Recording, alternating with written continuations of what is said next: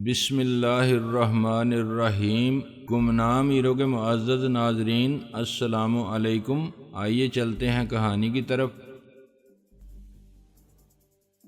Doctor صاحب جہاں دیدہ آدمی ہیں، ان کو عین ان کی ناک کے نیچے ہونے والا ڈرامہ کب تک نظر نہ آئے گا۔ مرد خود کو کبھی قصوروار نہیں سمجھتا، دوسروں کی ازدواجی زندگی میں ناکامی کے نفسیاتی عوامل سمجھنے اور سمجھانے والا خود اپنی صفائی میں کوئی دلیل دینا ضروری نہیں سمجھتا اور بیوی کی کسی دلیل کو قبول نہیں کرتا۔ بے وفائی کی مجرم یک طرفہ طور پر بیوی رہتی ہے اور اس کے جرم کی سنگینی کسی کتابی جواز سے کم نہیں ہوتی۔ میں پریشان ہو کے باہر نکل آیا۔ میرے لیے یہ اندازہ کرنا مشکل نہیں تھا کہ آنے والے دنوں میں بیگم صاحبہ کی اس ذہنی اور جذباتی بغاوت کے نتیجے میں صورتحال کتنی بگڑ سکتی ہے۔ مجھے ڈاکٹر صاحب جوتے مار کے گھر سے نکال سکتے تھے، مگر اس سے اعتماد کے شیشے میں پڑ جانے والی دراڑ ختم نہیں ہو سکتی تھی۔ جو ٹوٹ گیا سو ٹوٹ گیا، شیشوں کا مسیحا کوئی نہیں۔ ان کی باقیہ زندگی سب کے لیے جینے کی سزا ہو سکتی تھی۔ یہ راز کی بات ہونٹوں تک آ جاتی تو دیواروں کے کان بھی سن لیتے اور دیواروں سے نکل جاتی تو اس کی بازگشت ہر لب پر سنائی دیتی۔ ڈاکٹر صاحب کے لیے، ان کی بیوی کے لیے اور بالآخر بچوں کے لیے ایک محسن کش کی دی ہوئی رسوائی اس معاشرے میں لعنت کا وہ طوق بن جاتی جہاں ہر شخص دوسرے کی آنکھ میں تنکا تلاش کر کے اپنی آنکھ کا شتیر چھپانا چاہتا ہے۔ لان میں بچے دوڑ رہے تھے اور وہ چاہتے تھے کہ میں بھی ان کے ساتھ کھیل میں شریک ہو جاؤں، مگر میں نے انہیں ڈانٹ کے بھگا دیا اور خود کرسی پر اکیلا اپنی منحوس خیالوں کی اعصاب شکن یلغار کا مقابلہ کرتا رہا۔ میں یہ فیصلہ کر چکا تھا کہ مجھے اس خطرناک کھیل سے پیچھے ہٹ جانا چاہیے۔ سوال یہ تھا کہ کیسے اسی گھر میں رہتے ہوئے بیگم صاحبہ کے التفات کا جواب سر تسلیم خم کر کے اپنانا مشکل تھا تو اسے ٹھکرانا خطرناک۔ نیاز مند اگر بے نیاز ہو جائے، پہلے جذبات کی چنگاری کو ہوا دے اور پھر اپنا دامن آگ سے بچانے کے لیے بزدلی کا مظاہرہ کرے۔ انگشت نمائی کرنے والوں کے گروہ میں پہلا پتھر اٹھانے والا ہاتھ اسی کا نظر آئے تو عورت کا زخمی ناگن کی طرح انتقام لینا بھی جائز اور ناگزیر۔ وہ اپنی توہین اور انا کی شکست کے ذمہ دار کو بدلے کی آگ میں جلا کے راکھ کر دے تو عین تقاضائے فطرت۔ ملازم نے میرے سامنے چائے لا رکھی تو میں نے گھڑی دیکھی، مغرب کا وقت ہو گیا تھا۔ بیگم صاحبہ اندر سے خواب آلود آنکھوں اور زلفیں پریشان بردوش نمودار ہوئیں اور میرے سامنے والی کرسی پر بڑی نزاکت سے بیٹھ گئیں۔ مجھے نیند آ گئی۔ انہوں نے بالوں کو انگلیوں سے سنوار کے کہا، اور تم کپڑے بدل کے خاموشی سے باہر آ گئے، جگا دیتے مجھے۔ جی آپ بہت گہری نیند میں تھیں۔ میں نے کہا چائے بناؤں آپ کے لیے؟ ہاں، ابھی تک انہی کپڑوں میں بیٹھے ہو تم؟ میں نے کہا مجھے جانا تھا ایک کام سے۔ کہاں جانا تھا؟ تم کہیں نہیں جا رہے ہو، ہمارے ساتھ چلو گے شادی میں؟ آپ ڈاکٹر صاحب کے ساتھ جائیں۔ تمہارے کہنے سے میں نے اتنی تیاری کی، ڈاکٹر صاحب تو چلے گئے تھے، سب چھوڑ چھاڑ کے۔ تم نہیں جاؤ گے تو میں بھی نہیں جاؤں گی۔ میں نے یہ حملہ خاصی شائستگی سے ناکام کر دیا۔ دیکھیے بیگم صاحبہ، میں کیا ہوں یہ سب ہی جانتے ہیں۔ آپ کی فیملی کے فنکشن میں میرا کیا کام؟ آپ کی بات اور ہے، آپ میری محسن ہیں اور آپ نے اپنے حسن سلوک سے بھی مجھے اپنا بنا لیا ہے، مگر دوسرے سب لوگ مجھے جن نظروں سے دیکھیں گے ان سے مجھے تکلیف ہوگی اور آپ کی پوزیشن بھی ان بیلنس ہوگی۔ کیوں؟ میری پوزیشن کیسے خراب ہوگی؟ میں نے کہا تنگ دل اور تنگ نظر لوگوں کی کسی پر عنایت کی انتہا کو بھی غلط نظروں سے دیکھتے ہیں اور اچھائی میں برائی کا پہلو تلاش کرنا تو ہمارا قومی مشغلہ ہے۔ خواتین تو ماہر ہوتی ہیں رائی کا پہاڑ بنانے اور دال میں کالا تلاش کرنے میں، مجھے تو آپ معاف ہی کر دیں۔ انہوں نے مسکرا کے سر ہلایا۔ کہیں اسی نرس کے فون کا انتظار تو نہیں کرنا ہے گھر بیٹھ کے؟ میں نے کہا میں اسی سے ملنے جاؤں گا۔ میری سنجیدگی دیکھ کے انہوں نے کہا تم سیریس ہو؟ مذاق کی اس میں کیا بات ہے؟ میں بلا وجہ کی بدنامی مول نہیں لے سکتا۔ آخر وہ کیوں میرے پیچھے لگ گئی ہے؟ میں نے ڈر کی وجہ سے آپ کو نہیں بتایا تھا۔ دوبارہ بھی مجھے فون کر سکتی ہے وہ، اور ڈاکٹر صاحب نے ریسیور اٹھا لیا تو میری شامت آ جائے گی۔ میں اس کو سختی سے منع کرنا چاہتا ہوں۔ اس کے لیے ملاقات کرنا ضروری ہے۔ تمہیں معلوم ہے اس کا گھر اس ہفتے میں نائٹ شفٹ پر ہے وہ۔ میں ہسپتال جا کے ملوں گا۔ پلیز آپ ڈاکٹر صاحب سے کچھ نہ کہیں اور بچوں کو بھی منع کر دیں۔ میں اٹھ کھڑا ہوا۔ یو لک ہینڈسم، انہوں نے میرے لباس پر نظر ڈال کے کہا۔ میں نے تھینکس کہا اور باہر آ گیا۔ بیگم صاحبہ کھلتی جا رہی تھیں اور اب یہ مجھ پر موقوف تھا کہ میں گرین سگنل پر آگے کب بڑھتا ہوں۔ ان کی نگاہ نے کب مجھے انتخاب کیا اور انہیں گرین سگنل دینے کا فیصلہ دینے میں کتنے دن لگے اس کا اندازہ میں نہیں کر سکتا تھا۔ میرا خیال ہے کہ یہ سب اچانک آنن فانن ہوا۔ اب میرے لیے عافیت اسی میں تھی کہ میں یہاں سے 9 2 11 ہو جاؤں، ورنہ جیسے خدا نے آدم کو عرش سے فرش پر پھینکوا دیا تھا ایسے ہی ڈاکٹر صاحب مجھے گھر سے بڑے گھر پہنچا دیں گے۔ اس گھر کو چھوڑ دینے کا ایک سبب شادوں نے پیدا کر دیا تھا، رہی صحیح کثر بیگم صاحبہ کے رویے نے دوسرا سبب پیدا کر کے پوری کر دی۔ اب میرا یہاں ٹھہرنا مشکل ہی نہیں ناممکن ہو گیا تھا۔ مجھے معلوم تھا کہ میرے باضابطہ طور پر اجازت لے کر رخصت ہونے کی راہ میں سب سے زیادہ مزاحمت خود بیگم صاحبہ کی طرف سے ہوگی اور ڈاکٹر صاحب کو مطمئن کرنا بھی آسان نہیں ہوگا، مگر یہ فیصلہ کر لینے کے بعد مجھے کچھ سکون حاصل ہو گیا۔ اب صرف یہ طے کرنا باقی تھا کہ میں کب جاتا ہوں اور کیسے جاتا ہوں۔ اس کے بعد سوال پیدا ہوگا کہ کہاں جاؤں۔ تھوڑا سا تلاش کرنے کے بعد مجھے رئیس مل گیا۔ وہ ایک راؤنڈ اباؤٹ کے بیچ میں ہونے والی مرغوں کی لڑائی دیکھ رہا تھا۔ بازی تمام ہونے کے بعد بھیڑ چھٹی تو اس کی آواز نے مجھے متوجہ کر لیا۔ ایک موٹے تازہ شخص نے اس کا گریبان تھام رکھا تھا۔ نکال 50 روپے ورنہ مار کے مکہ تیری بتیسی دانت نکالتا ہوں۔ تم نے کھلی بے ایمانی کی ہے، رئیس نے اچھل کے اور شور مچا کے کہا۔ بے ایمانی دے پتر، موٹے نے اپنا گرد جیسا ہاتھ گھمایا۔ میں نے اس کا ہاتھ پیچھے سے تھام لیا۔ پہلوان یہ کیا ہو رہا ہے؟ رئیس کا چہرہ شرمندگی کے باوجود کھل اٹھا۔ یار ناصر عمران خان کو شراب پلا دی تھی انہوں نے، ورنہ گواسکر کی تو۔ پہلوان نے رئیس کو چھوڑ دیا۔ باؤجی بکواس کرتا ہے، ہارنے کے بعد جب جیت کے جاتا ہے تو بولتا نہیں، چپ کر کے کھسک جاتا ہے۔ میں نے محسوس کیا کہ پہلوان مجھے غور سے دیکھ رہا تھا اور میری شخصیت سے زیادہ میرا لباس دیکھ کے مرعوب ہو گیا تھا۔ چل رئیس 50 روپے دے اور میرے ساتھ چل، میں نے کہا۔ پہلوان کی بتیسی نظر آنے لگی۔ یہ ہوئی نا گل، اور 50 روپے کی بتی بنا کے کان پر اڑس لی۔ یہ کام بھی کرتا ہے تو؟ شرم آنی چاہیے تجھے، میں نے کہا۔ کیوں؟ وہ جو ریس میں گھوڑے دوڑاتے ہیں وہ بڑے معزز کہلاتے ہیں، ہم مرغوں پر شرط لگائیں تو یہ شرم کی بات ہو گئی۔ سچ ہے یار، سالی غربت ہی اصل میں شرم کی بات ہے۔ وہ قتل بھی کرتے ہیں تو خرچہ نہیں ہوتا، ہم آہ بھی کرتے ہیں تو ہو جاتے ہیں بدنام۔ اس نے آہ بھر کے کہا۔ مجھے ہنسی آ گئی۔ ابے خرچہ نہیں چرچا۔ تجھے کیسے یاد آ گئی ہماری؟ شہزادے بڑا چھیل چھبیلا بنا گھوم رہا ہے سالے۔ ایک دن تو لال پری کے سنگ اڑا جا رہا تھا، قسمت نے بچا لیا، ورنہ تو نے تو کسر نہیں چھوڑی تھی بیچ سڑک پر چپٹا کرنے کی۔ کیا بک رہا ہے؟ کون لال پری؟ جس گاڑی میں تو ہوا کے گھوڑے پر سوار تھا ہم سالے جوتیاں چٹکھاتے پھر رہے تھے، تیری نظر کیسے پڑ سکتی تھی؟ میں نے کہا اچھا تو گاڑی کی بات کر رہا ہے، لال پری نہیں، وہ سرخ شراٹ تھی۔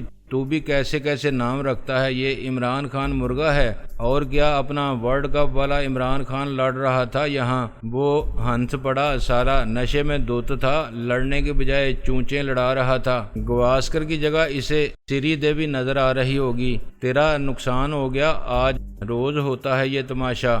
نہیں یار، ہفتے میں ایک بار۔ یہ سٹے بازوں کا حرامی پن ہے سب، ورنہ گواسکر کا باپ بھی نہیں جیت سکتا تھا۔ 1 کے 10 کا باؤ چل رہا تھا۔ یار یہ کپڑے تو بہت فینسی ہیں، کہاں سے لیے؟ بڑا مال خرچ کیا ہوگا۔ کس کا مال تھا؟ اس نے مجھے آنکھ ماری۔ بس یہ سمجھ لے کہ اپنا نہیں تھا، مگر یار میں بڑے چکر میں پڑ گیا ہوں۔ تو نے 2 ملاؤں میں مرغی حرام ہونے کا محاورہ تو سنا ہوگا، یہاں 2 مرغیوں میں ملا حرام ہو رہا ہے۔ مجھے بتا میں کیا کروں؟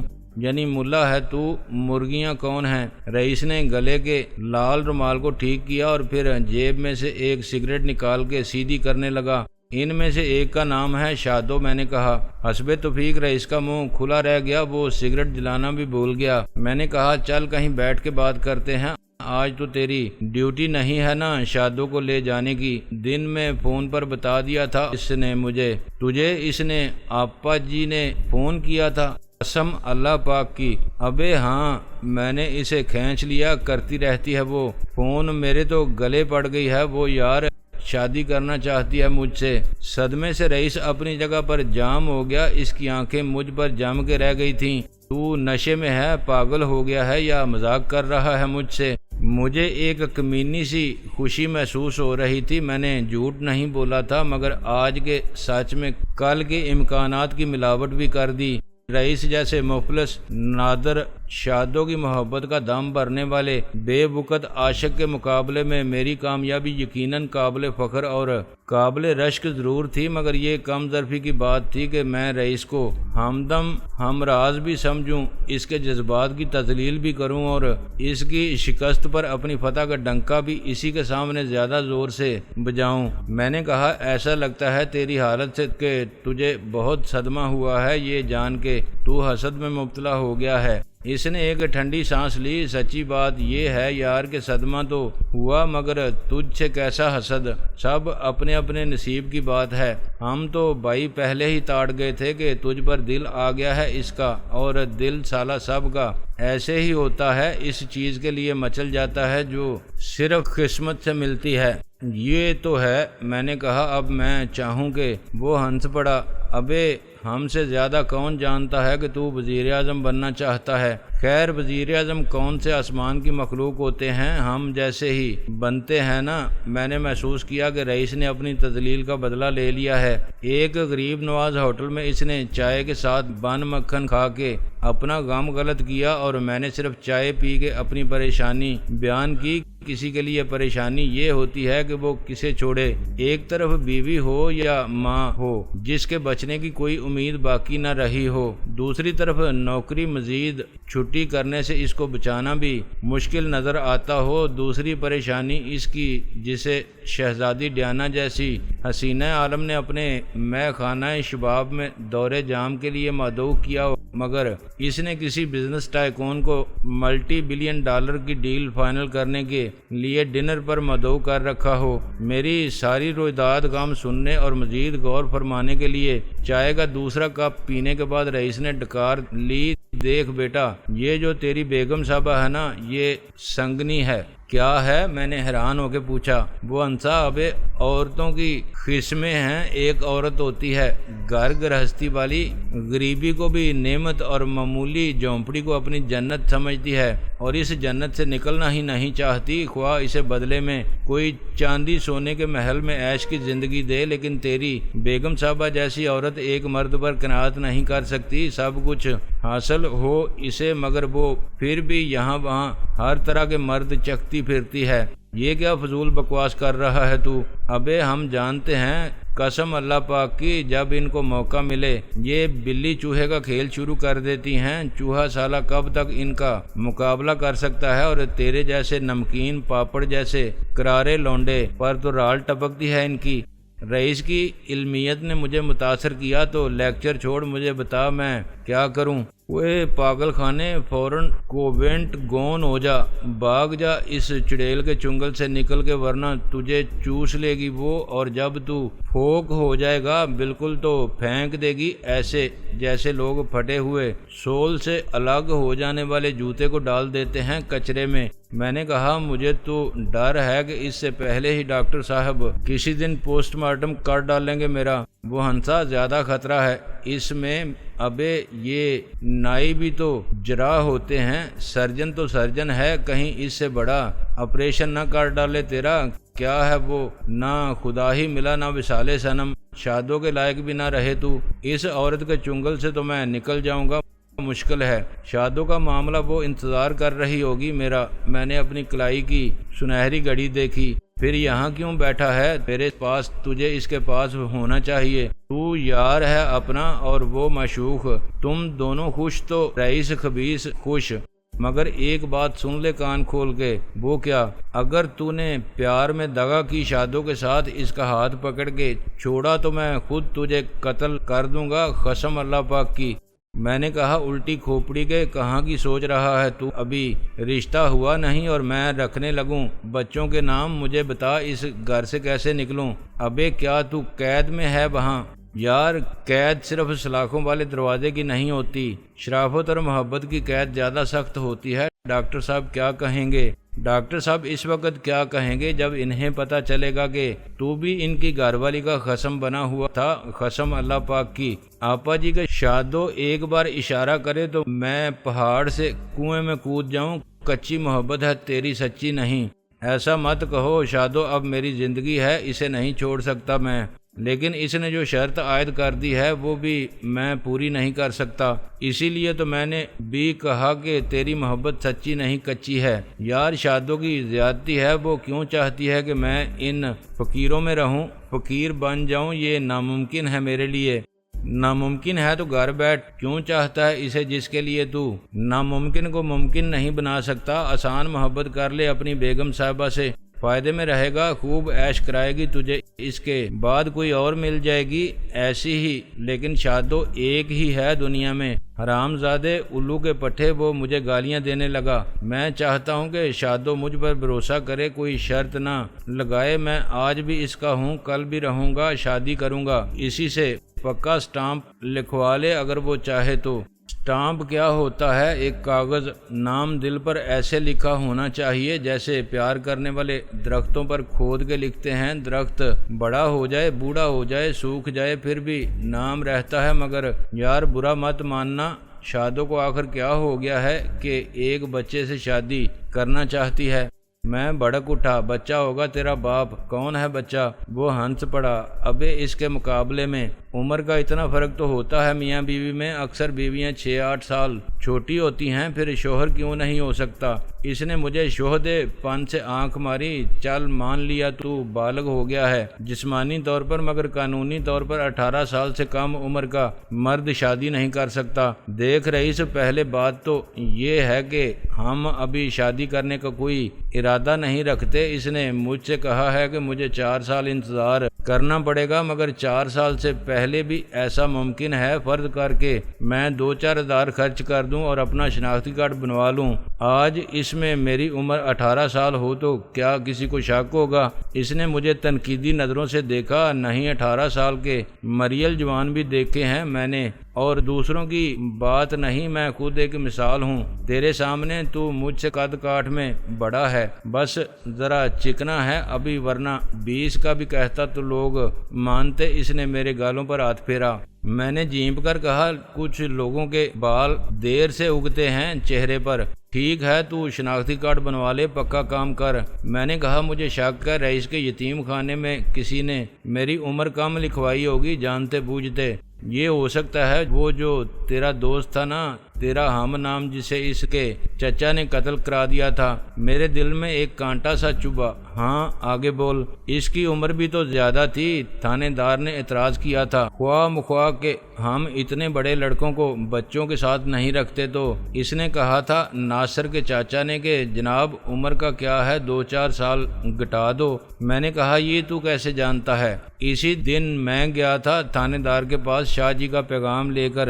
یہ بات میرے سامنے ہوئی تھی۔ وہ بولا، کیا پتہ ایسا ہی تیرے ساتھ کیا ہو کسی نے۔ تھانے دار عرفیت تھی یتیم خانے کے مینیجر کی۔ اس کا ذکر ناصر کے ساتھ آیا تو میرے دل میں سوئے ہوئے درد کی چنگاری پھر سے بھڑک اٹھی اور نفرت کا زہر میرے لہو کی گردش میں سنسنانے لگا۔ اگر مجھے پتہ چل جائے رئیس کہ وہ کون تھا تو اس سے مجھے اپنے والدین کا بھی پتہ چل سکتا ہے۔ یہ بہت پرانی بات ہو گئی، کون بتائے گا تجھے؟ کوشش تو نے بہت کی تھی مگر کوئی فائدہ ہوا؟ خیر چھوڑ، اپنا موڈ خراب مت کر اور جا شادو کے پاس بتا دے اسے اپنا فیصلہ جو بھی ہے۔ فیصلہ ایک ہو گیا سو ہو گیا۔ مجھے محبت ہے اور میں انتظار بھی کر سکتا ہوں، لیکن اس کو سمجھانا چاہیے کہ محبت میں یہ ذلت، اسے مت خود سمجھ بھوتنی کے محبت میں ذلت کیسی، یہ ذلت ہی عزت ہے۔ میں نہیں مانتا، یہ ضد ہے بے سبب۔ کل کو وہ کہے گی کہ سڑک کے بیچ میں ننگے ناچو، 2 ہفتے تک گھاس کھاؤ۔ اگر مجھ سے محبت ہے، یہ آزمائش ہے تمہاری، آزمائش نہیں، یہ پاگل پن ہے۔ وہ خود کیوں نہیں چھوڑ دیتی فقیر بن کے بھیک مانگنا، مجھے فقیر کیوں بناتی ہے؟ رئیس ہنستے ہنستے بے حال ہو گیا۔ ابے یہ اچھی کہی تو نے، مچھلی چھوڑ دے جل کو، رانی چھوڑ دے محل کو، کیوں راجا ہی راج پاٹ کیوں چھوڑے؟ میں نے کہا، وہ بھی بھیک مانگنے کے لیے؟ تو کہاں کا راجا ہے بے کہ راج پاٹ چھوڑنے کی بات کرتا ہے؟ سالے کنگلے، یہ جو کپڑے پہن کے تو شہزادہ سمجھنے لگا ہے اپنے آپ کو، یہ کیا خیرات کے نہیں ہے؟ وہ کون سا تیرے باپ کا گھر ہے کہ وہاں رہنا تیری مجبوری ہے؟ رئیس، باپ کا نام مت لے، میں نے چٹک کے کہا۔ چلا مت، مجھے بتا کس کا گھر ہے وہ؟ باپ کا ہوتا تو میں تیری بات مان لیتا۔ اس گھر کے عیش و آرام کو اپنا حق سمجھ کے مت اترا۔ جس دن ڈاکٹر صاحب نے اٹھا کے باہر پھینک دیا تو پھر ہماری طرح سڑکوں پر جوک مارتا نظر آئے گا، کہتا ہے راج پاٹ کیسے چھوڑ دوں۔